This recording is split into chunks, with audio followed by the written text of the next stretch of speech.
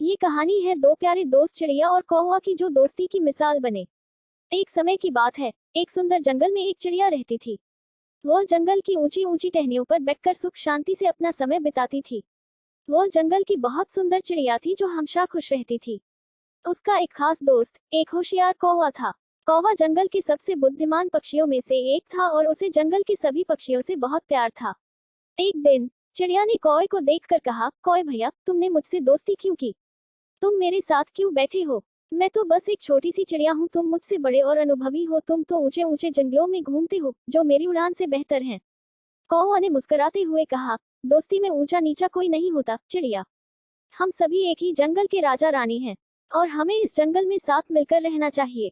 हम सभी पशु पक्षी एक परिवार है और इस जंगल को सुरक्षित रखना हमारा कर्तव्य है। चिड़िया ने चिरपिंग आवाज में कहा, तुम मुझसे कह रहे हो कि हम सभी बराबर हैं, पर मुझ में तो तुम्हारी तुलना में कोई विशेष बात नहीं है। कौवे ने अपनी होशियारी से कहा, चिड़िया, हर कोई अपनी खासियतों से अद्वितीय होता है।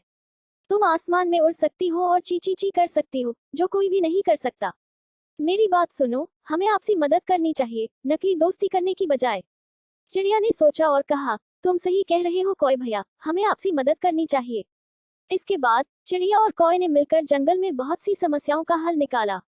एक बार उन्हें एक बड़ी सी समस्या आई, जंगल में पानी की कमी हो रही थी। चिड़िया ने और कौवे ने मिलकर एक तालाब बनाने का निर्णय किया।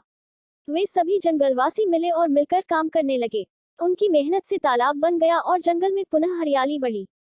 जंगलवासियों ने चिड़िया और कौवे की मेहनत की सराहना की और उन्हें गर्वित नजरों से देखा। इसके बाद वे दोनों ने समझा कि सच्ची मित्रता में ही वास्तविक सुख है।